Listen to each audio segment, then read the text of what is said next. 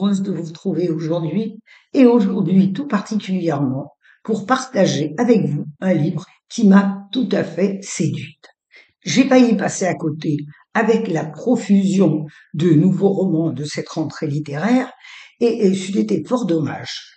La prophétie de Dali de Bala Fofana est pressentie pour avoir le prix des 5 continents de la francophonie.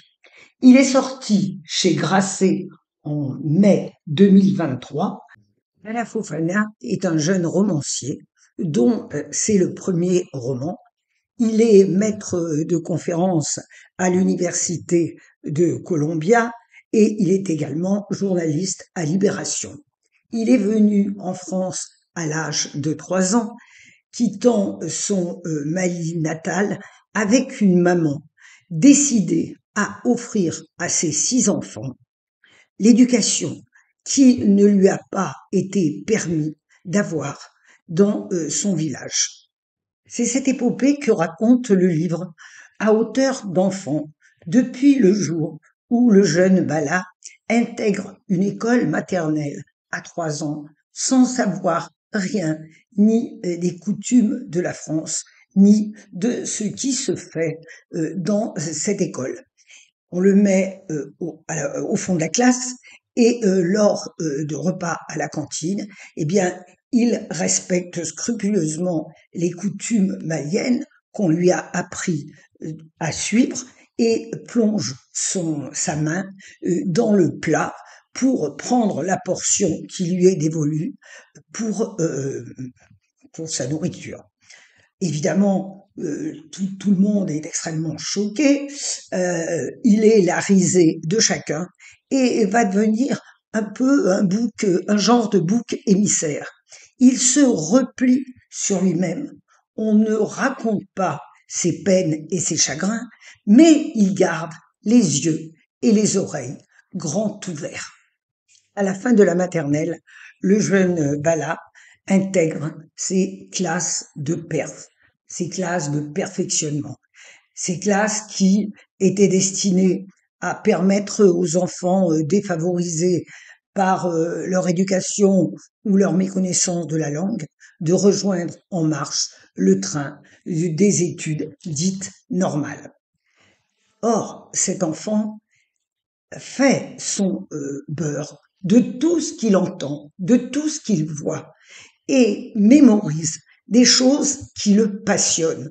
Le français le passionne, les images qui ont fait sa culture malienne, qui sont encore issues de sa culture malienne, naissent naturellement dans sa tête, et lorsque, pour la première fois, il manifeste ce qu'il a engrangé à la fin de ces classes de perf où on ne sait où on doit le mettre, il fait un récit, il raconte une histoire, c'est un devoir de cours qui éblouit ses éducateurs, et évidemment, il n'est plus du tout question de l'orienter vers un quelconque dépotoir culturel. Il intègre le lycée. Et c'est l'histoire de ce combat, de ce jeu, de cette joie, de ces peines, de ces désespoirs, de ces colères que le jeune Bala nous raconte. C'est un récit absolument délicieux qui est plein de pudeur, de sentiments, de révolte, de poésie, et dans un style extraordinaire, puisque il y a des échos d'Aimé Césaire, de Senghor, et une écriture absolument bouleversante. Je vous propose un petit extrait qui vous permettra de pénétrer dans le quotidien de l'enfant Bala et aussi de découvrir ce style si agréable à lire. Dans notre vrai chez nous, j'ai vu Na pleurer pour la première fois. Na est la maman de Bala. Elle a dit que c'était le bonheur. C'est bizarre. Quand on est content, on chante, on danse, on rigole. Je ne savais pas qu'on pouvait pleurer. Elle repense à notre vie de faudasse. Avant Créteil, on vivait dans un motel à Alfortville.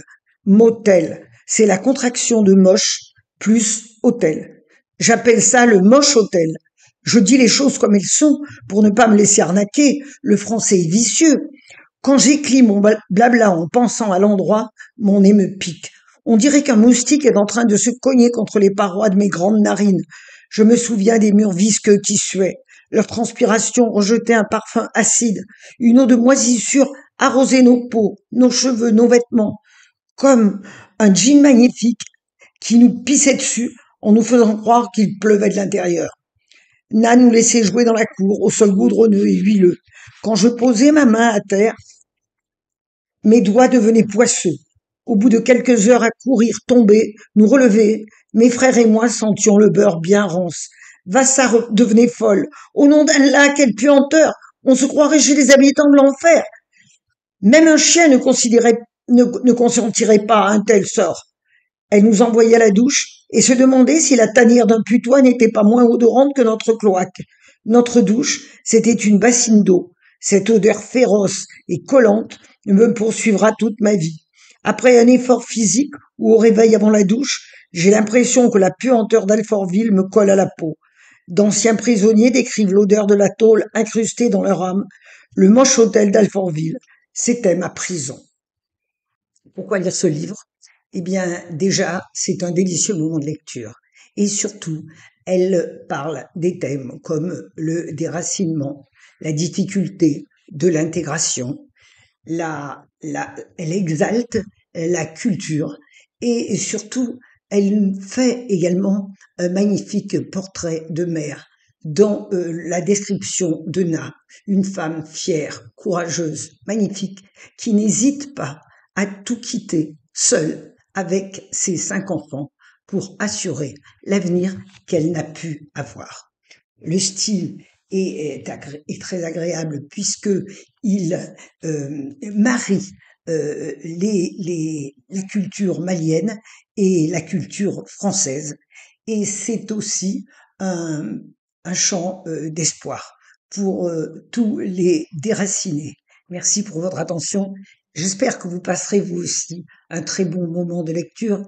Et si cette émission vous a plu, merci de vous abonner, c'est gratuit bien sûr, et vous contribuerez à la pérennité de la chaîne qui ne veut que partager de jolies pages. En attendant notre prochaine émission, je vous souhaite de très belles journées, de très belles lectures, et je vous dis à très bientôt.